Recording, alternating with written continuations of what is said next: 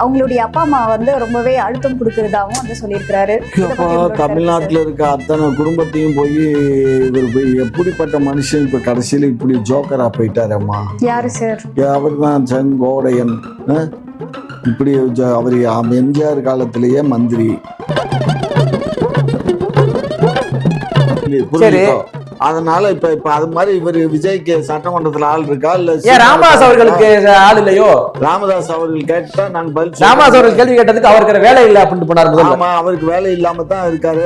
அவரெல்லாம் உதாசீனப்படுத்த பேசுறதுக்கு உங்களுக்கு எந்த தகுதியும் கிடையாது. ஆமா, அப்பனும் மானுமே அங்க புட்டு நீங்க அப்பமானும் கிடைக்கல, நீங்க போக தேவை கிடையாது. என்னடா போக, அது கட்சிடா லூசுப்பல.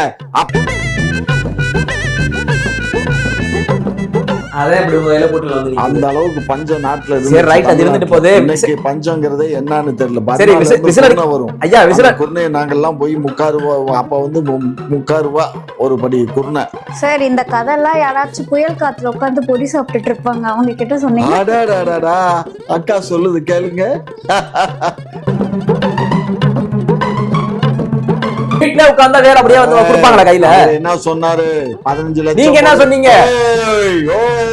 கை நீட்டு குஜராத் தேர்தல சொன்னாரு 15 லட்சம் போடுவேன். நீங்க 15 லட்சம் போடுவேன். ஆமாயா போட்டாரு. என் அக்கௌண்ட்ல வந்துருச்சு. அக்கௌண்ட்ல நீ ஏமா இங்க வந்து உட்கார்ந்து இருக்காரு? நான் அவனை நல்ல இன்னொன்னு சொன்னோம்னா அவர் இன்னும் இளைஞர்களுக்கெல்லாம் நான் பொண்டாட்டி கூட கட்டி வைப்பேன் பாரு. சொல்லுமியா? சரியா? அதெல்லாம் நம்புறதுக்கு நாங்க ஒன்னும் வடக்கத்தியான் இல்ல, கம்மல் போட்டுட்டு வரல. புரியுதா?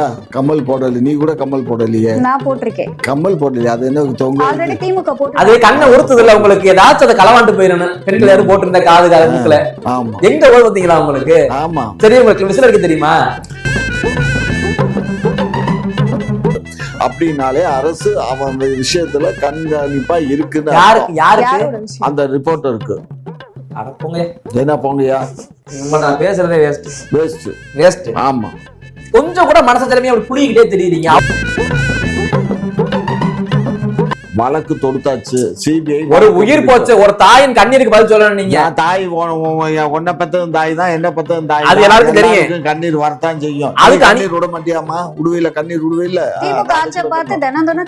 தினம் கண்ணீர் வருது. நீ இப்படி எல்லாம் பேசிட்டு நீ ஒத்தையில வர்ற ட்ரெயின்ல பார்த்து சுதானமா வந்து தொலை. ஏன் என்ன பண்ணுவீங்க? இல்ல, இதுக்கு எப்படி எல்லாம் பேசுது பாரு. உண்மையா பேசுறாங்க, பொய் பேசுனாங்களா? ஆமாப்பா, பொய் பேசலப்பா, உண்மையா பேசுன்னு சொல்லு. ஆனா எவனாவது ஒருத்தன் கை நீட்டிட்டான் என்ன பண்றது? தொலைச்சு போட மாட்டான். அப்படியேமா? திமுக ஸ்ப்ரே வச்சிருக்கியா இல்ல கத்தி வச்சிருக்கியா?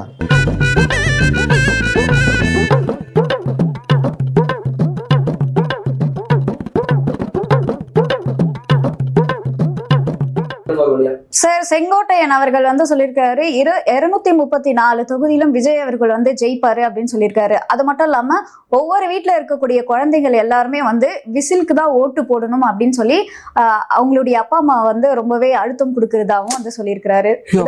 தமிழ்நாட்டுல இருக்க அத்தனை குடும்பத்தையும் போய் இவர் போய் எப்படிப்பட்ட மனுஷன் இப்ப கடைசியில இப்படி ஜோக்கரா போயிட்டாரம்மா. யாரு சார்?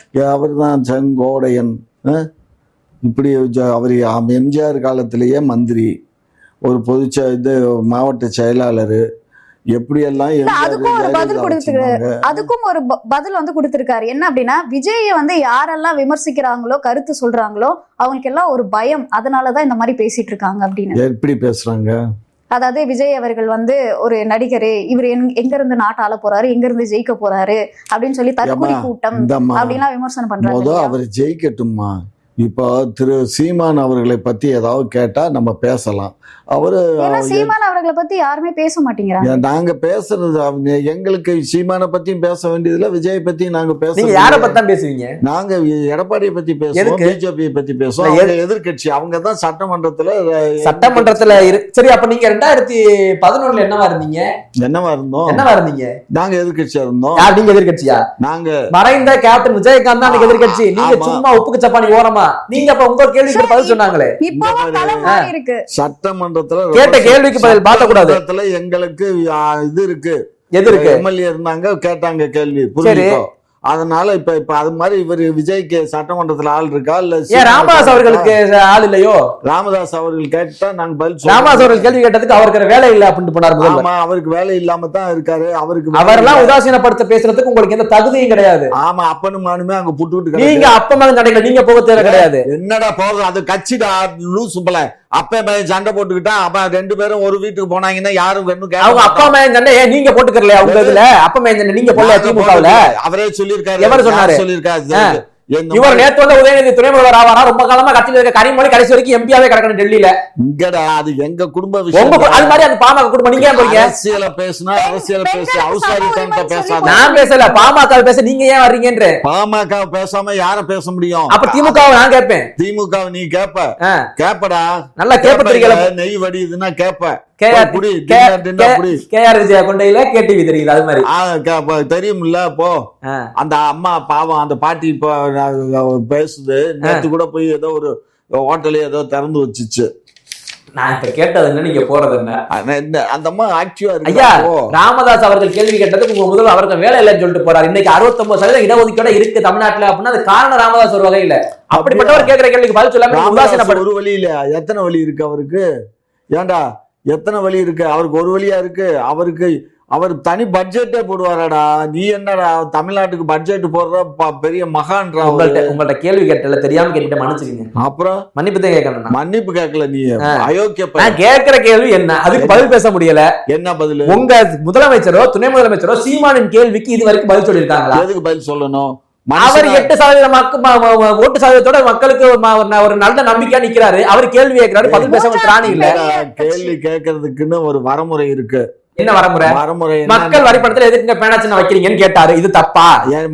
எவன் சொன்னா பேனா சின்னம் நாங்க எங்க கட்சி எங்க முதலமைச்சர் முன்னாள் முதலமைச்சருக்கு நாங்க வைக்கிறோம். முன்னாள் முதலமைச்சருக்கு உங்க பணத்துல வைங்க, எங்க வரிப்படத்துல எதுக்கு வைக்கிறீங்கன்னு கேக்குறாரு. உங்க அப்பா அதே போல உங்களுடைய வீட்டுல வைங்க, எதுக்கு பொது இடங்கள்ல வைக்கிறீங்க? கடற்கரையில தான் நட்டுவாங்க. அது நாங்க பொது இடத்துலயும் வைப்போம். இன்னும் போனாக்க உங்க வீட்டுக்குள்ள நடு வீட்டுல கூட கொண்டு வந்து. அதுக்கு யாராச்சும் திராவிட இழிச்ச வாங்க, எங்க வீட்டுக்கு தமிழ் வீட்டுல வைக்க முடியாது. பாப்போம். தமிழர்கள் அப்படியே கட்ஸா நிப்போம்.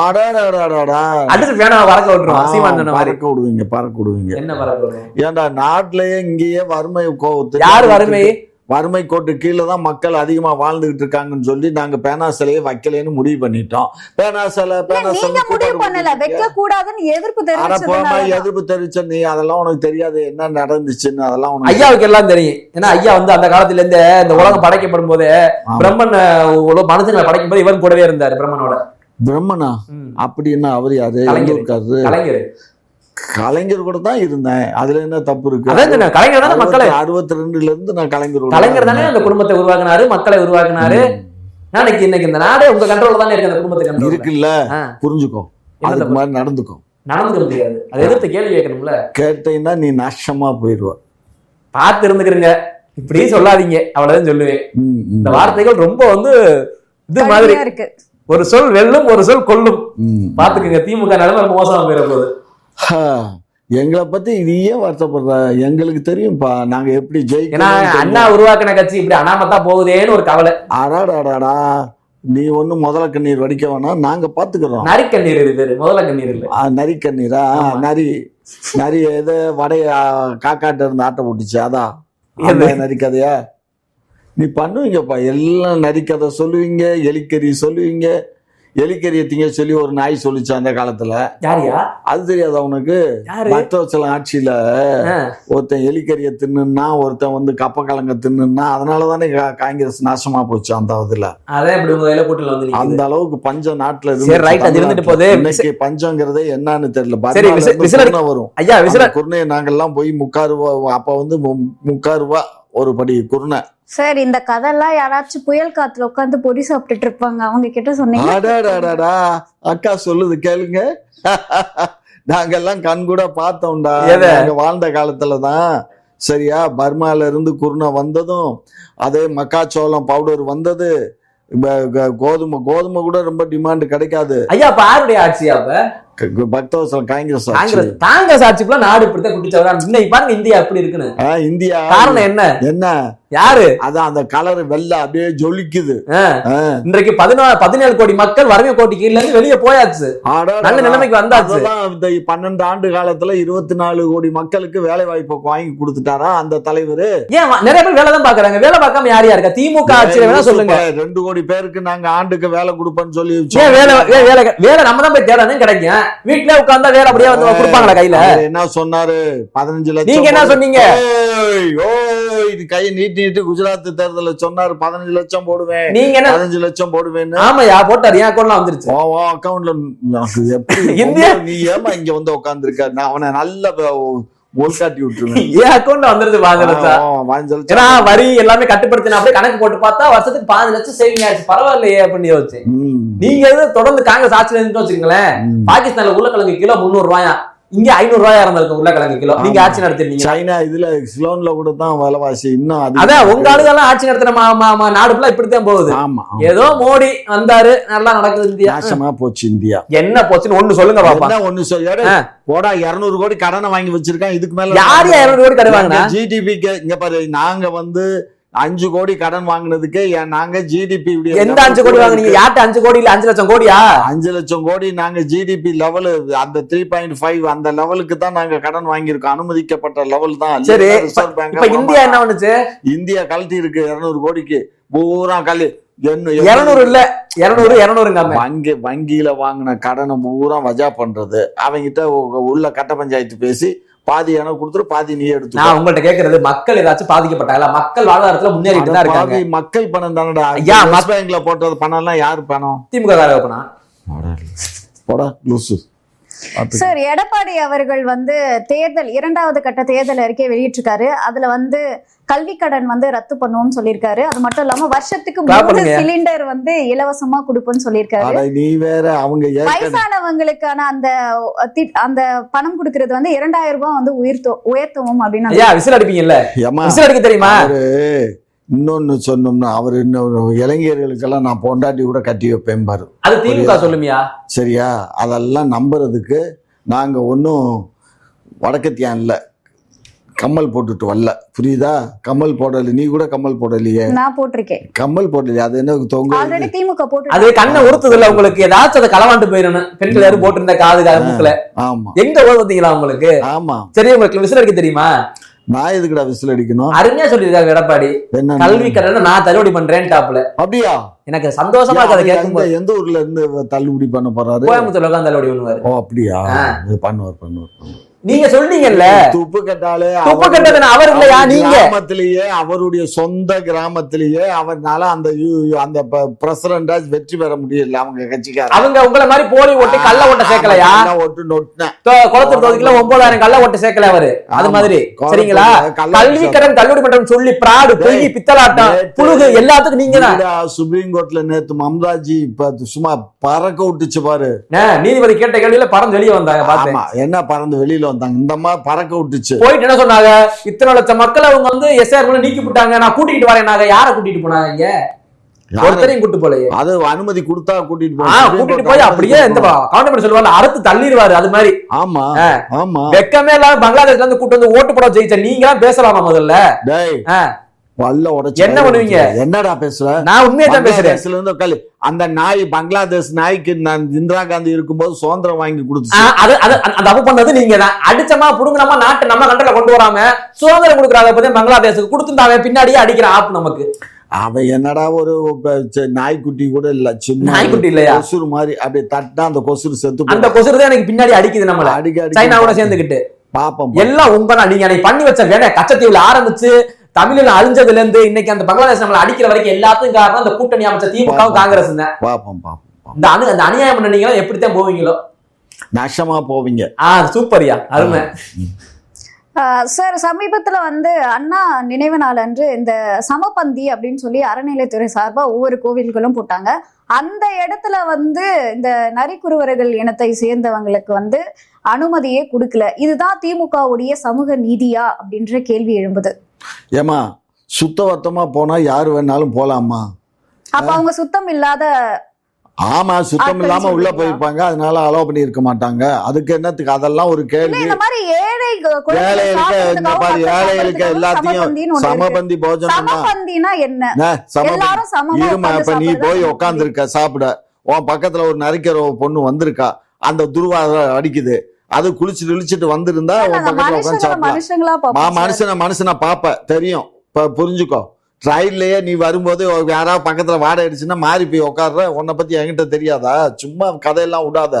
இந்த உடான்ஸ் அப்ப நீங்க வந்து அந்த நரிக்குறவர்கள் இனத்தை வந்து அசிங்கப்படுத்துறீங்க. அசிங்கப்படுத்தல, அவங்களுக்கு வந்து அவங்க சுத்தபத்தமா இல்லாதனால ஒரு மொத்த கூட்டமும் கெடுத்துரும். எப்படி ஒரு துளி விஷம் வந்து ஒரு குடத்து பாலையும் கெடுத்துருமோ, அது மாதிரி அவங்க பாவம் ஒரு 100கணக்கான பேர் சாப்பிடுறது இவங்க போய் உட்கார்ந்து அது கெடுத்து போயிடும். சமபந்தி இவங்க சமபந்தினா எல்லாத்துக்கும் சமபந்தி இல்ல, சுத்தமா இருக்கவனுக்கு தான் சமபந்தி.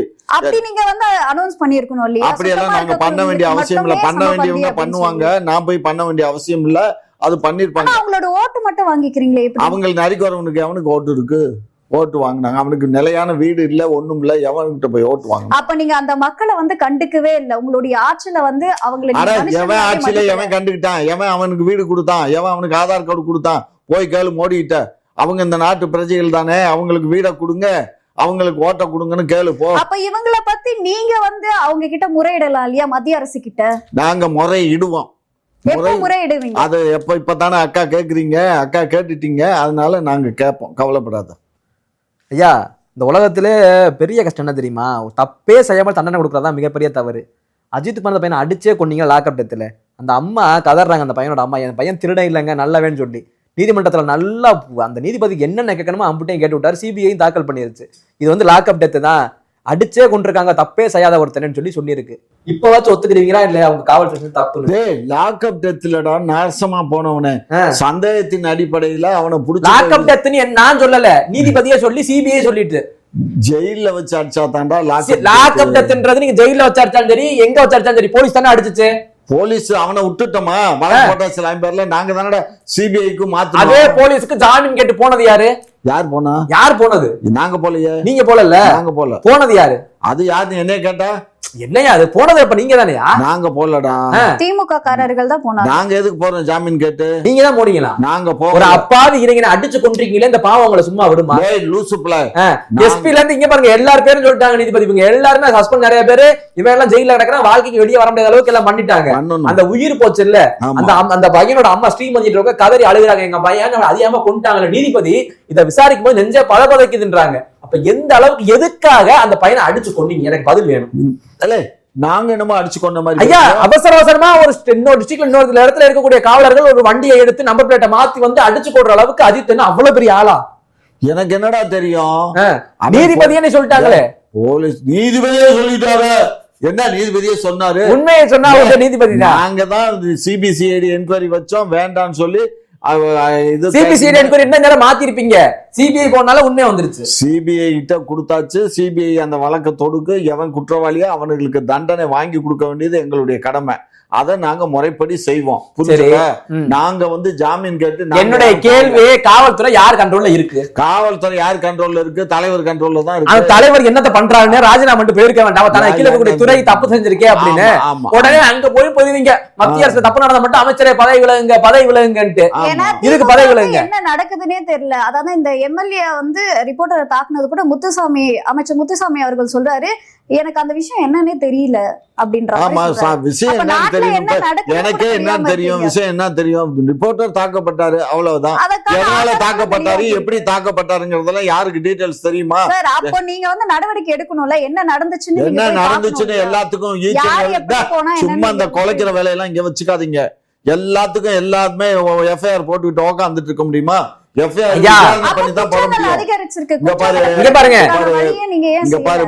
அவன் வந்து ஆஸ்பத்திரியில போய் ஜாயின் பண்றதுக்கு அவனுக்கு வந்து சீட்டு கொடுத்தாரா இல்லையா? காவல் நிலையத்தில இருந்து அவன் ஆஸ்பத்திரியில அட்மிட் பண்றதுக்கு ஒரு ஸ்லிப் கொடுப்பாங்க. அந்த ஸ்லிப் வாங்கித்தான் அந்த தம்பி அங்க போய் அட்மிட் ஆனாரு. அப்படின்னாலே அரசு அவன் விஷயத்துல கண்காணிப்பா இருக்குன்னு அந்த ரிப்போர்ட்டருக்கு. என்ன போங்கயா, பேசுறதே வேஸ்ட். ஆமா, கொஞ்சம் கூட மனசு திறமையா அப்படி புளிக்கிட்டே தெரியுறீங்க. அவங்களுக்கு ஐயா அந்த ஆளுகளுக்கு அம்மா அப்பா பிள்ளைங்க எல்லாம் இருப்பாங்க, மனசு கஷ்டப்படாதா நீங்க எவ்வளவு பொய்யெல்லாம் பார்த்து. நான் கேட்கிறேன் ஒரே நிமிஷம் இருங்க. அஜித் குமார் அடிச்சு கொண்டீங்கல்ல, இன்னை வரைக்கும் உங்க காவல்துறை என்னமா சொல்லுது, யாரோ 5 பேர் அடிச்சு கொண்டாங்களா, யாரோ 5 பேர். இவன் 5 பேர் போலீஸ்னு தெரியாதா உங்களுக்கு? எந்த ஸ்டேஷன்ல போலீஸ்? எஸ்பிக்கு போலீஸ் காடா இருப்பாங்கல்ல, கூடவே சுரிவாங்கல்ல துப்பாக்கி தூக்கிட்டு, அந்த லிஸ்ட்ல உள்ள ஆளுங்க 5 பேர். இப்ப வரைக்கும் போலீஸே அடிச்சு கொள்ளன்னு உங்களுக்கு மாத்துறாங்க. நீதிபதி கிடுக்குப்படியா போட்டாரு, அடிச்சு கொண்டதான் அவன் தான், அவனுக்கு ஜாமீன் கொடுக்க மாட்டேன், நீ விட்டா நீ எல்லா வேலையும் பண்ணிட்டு ஜாமீன் அது கிடையாது, அவன் உள்ளே கரெக்டா ஜாமீன் எது கொடுக்கணும், கொடுத்ததை நீங்க மாத்திருவீங்களே. இந்த வரைக்கும் அந்த நிக்கிதான்றவளை கைது பண்ணீங்களா? நிக்கிதாவுக்கு அந்த கம்ப்ளைண்ட் கொடுத்தாங்கல்ல. ஒரு விஷயம் நடமாடிக்கிட்டு இருக்காங்க. இப்ப நிக்கிதாவை பத்தி சிபிஐ எதுவும் சொல்லியிருக்கா? சொல்லிருக்கு. அந்த அம்மாவை அரெஸ்ட் பண்ண சொல்லிருக்கு. ஆமா, அப்ப அரெஸ்ட் பண்ணட்டும். எப்ப வேணாலும். அது வரைக்கும் ஏன் போலீஸ்க்கு தெரியாதா எதுவுமே? இந்த சம்பவத்துல சிபிசிஐடி மட்டும் தான் நாங்க கலட்டிப்போம் சொன்னீங்கல்ல, இது வரைக்கும் அந்த நிக்கிதாவை கைது பண்ணுவோம்ல, ஒண்ணு பண்ணாமல. அந்த நிக்கிதா என்ன அவ்வளவு பவர்ஃபுல்லா? 3 நாளையிலேயே சிபிஐக்கு போயிடுச்சுடா. நிகிதா கொடுத்தது பொய் புகார்னு தெளிவா சொல்லிட்டான். ஏன் இதை உங்க காவல்துறையால கண்டுபிடிக்க வக்கு இல்லையா? ஸ்காட்லாந்து போலீஸுக்கு நிகர் நாங்க தான் சொன்னீங்கல்ல, கண்டுபிடிச்சிருக்காங்க. உங்க துறையின் அமைச்சர் என்ன பண்றாரு? இது வரைக்கும் ஒரு கேள்வி, ஒரு கண்டனம், நாங்க செஞ்சது தப்பு தாங்க, எங்க போலீஸ் தப்பு செஞ்சு நான் உங்களை மன்னிப்பு கேட்கிறேன், ஒரு மன்னிப்பு. அவரு தான் நேரடியா போய் பார்த்துட்டு வந்தாரு இல்லடா. எங்க திருப்பூர்ல, திருப்பூர் இது நம்ம திருப்பவனத்துல. சரி, அப்புறம் என்ன தப்பு பண்ணது மன்னிப்பு கேட்கலையே? அப்புறம் என்ன மன்னிப்பு கேட்க? அவருடையது. அவன் செத்து போனவன் குடும்பத்துக்கு எவ்வளவு பண உதவி பண்ணி பணம் கொடுத்துட்டா. இப்ப நான் என்ன உங்க பிடிக்காத அடிச்சு போட்டு பணத்தை கொடுத்துறவா? இந்தடா வழக்கு தொடுத்தாச்சு, சிபிஐ. ஒரு உயிர் போச்சு, ஒரு தாயின் கண்ணீருக்கு பதில் சொல்லணும். நீங்க தாய் ஒன்ன பத்ததும் தாய் தான், என்ன பத்ததும் தாய், அது எல்லாருக்கும் தெரியும். கண்ணீர் வரத்தான் செய்யும். அது கண்ணீர் விட மாட்டியாமா? உடுவையில கண்ணீர் உடுவையில தினம் தானே கண்ணீர் வருது. நீ இப்படி எல்லாம் பேசிட்டு நீ ஒத்தையில வர்ற ட்ரெயின்ல பார்த்து சுதானமா வந்து தொலை. ஏன் என்ன பண்ணுவீங்க? இல்ல இதுக்கு எப்படி எல்லாம் பேசுது பாரு. உண்மையாதான் பேசுறாங்க, பொய் பேசுனாங்களா? ஆமாப்பா, பொய் பேசலப்பா, உண்மையா பேசுன்னு சொல்லு. ஆனா எவனாவது ஒருத்தன் கை நீட்டிட்டான் என்ன பண்றது? தொலைச்சு போட மாட்டான். அப்படியேமா? திமுக ஸ்ப்ரே வச்சிருக்கியா இல்ல கத்தி வச்சிருக்கியா? எல்லாமே இருக்கு ஐயா. தப்பு நீ தப்புன்னு சொன்னவங்களை அடிக்க வரும்போது அவங்க பேச உண்மைக்காக 10 பேர் வரமாட்டானா? அது வருமா வேடிக்கை பார்க்க. தமிழர்கள் இல்லையா? அது வேடிக்கை பார்க்க தாண்டா வருவான். அது திராவிடர்கள் வேடிக்கை பார்க்கறாங்க. மொபைல் எடுத்து எப்படி அடிக்கிறான், எப்படி இந்த பிள்ளை அழுகுது அப்படிங்கறதெல்லாம் போட்டோ பிடிச்சு இதுல போடுவாங்க. திமுக காரங்க கலைஞர் போடா லூசு பையில. போய் உங்க ஆட்சியில வாழவே பயமா இருக்கு எனக்குலாம். திருப்பவனத்தினுடைய சமாச்சாரம் ஒழுங்கா போயிட்டு இருக்கு. ஒழுங்காலாம் போல, சிபிஐ நல்லா பண்ணுது. சிபிஐ சிபிஐ கொடுத்தோம். ஐயா எல்லாமே நீங்க எடுத்துக்காதீங்க. கொடுத்தோம்னு அப்புறம் அவங்க போய் அப்பீல் பண்ணி நாங்க சிபிஐ வேணும்னு கேட்டாங்க, அப்புறம் கொடுத்தீங்க. நீங்க எடுத்தவன கொடுத்தீங்களா? எடுத்தவன கொடுத்தீங்களா? சிபிஐ கொடுப்பாங்களா? ஆமா, அடிச்சு கொண்டது போலீஸ் தானே அடிச்சு கொண்டது. தனமா பேசுற ஐயா, அடிச்சு கொண்டது வேற ஆளா இருந்தா நீங்க சிபிசிஐடி எடுத்து விசாரிங்க. அடித்ததே காவலர்கள் தான். அந்த காவலர்களுக்கு எப்படி காவலர்கள் எதிராக இருப்பாங்கன்னு சொல்லி தான் சிபிஐ வேணும்னு சொல்லி கேட்டாங்க. நாங்க கொடுத்துட்டோம். கொடுக்கல, வாங்கிட்டாங்க. அட குடுக்கறதுன்றது வேற, வாங்கிக்கிறதுன்றது வேற. குடுக்கலைன்னா முடியாதுடா. நாங்க அதுக்கு சுப்ரீம் கோர்ட் வரையும் இவங்க குடுக்கலன்னா வாங்க முடியாது. நீதிபதி சொல்லிட்டா கேட்டுட்டா அங்கேயே நீதிபதி தானே. எங்கேயும் நீதிபதி தான். அப்புறம் நீங்க கேட்டு நாங்க உடனே ஒத்துக்கிட்டோமா இல்லையா? சிபிஐ விசாரிக்கிட்டோம். நம்ம விசாரிச்சா நம்மளுக்கு கழட்டிடுவாங்க தெரிஞ்ச வச்சு. ஆமா, மீசையை மட்டும் முறுகிக்கிறங்க, வெக்கமே இல்லாம. ஏயா உங்களோட நேரத்தை ஒதுக்கி பல்வேறு கேள்விக்கு விளக்கம் அளிச்சிருக்கீங்க, அதற்கு நன்றி.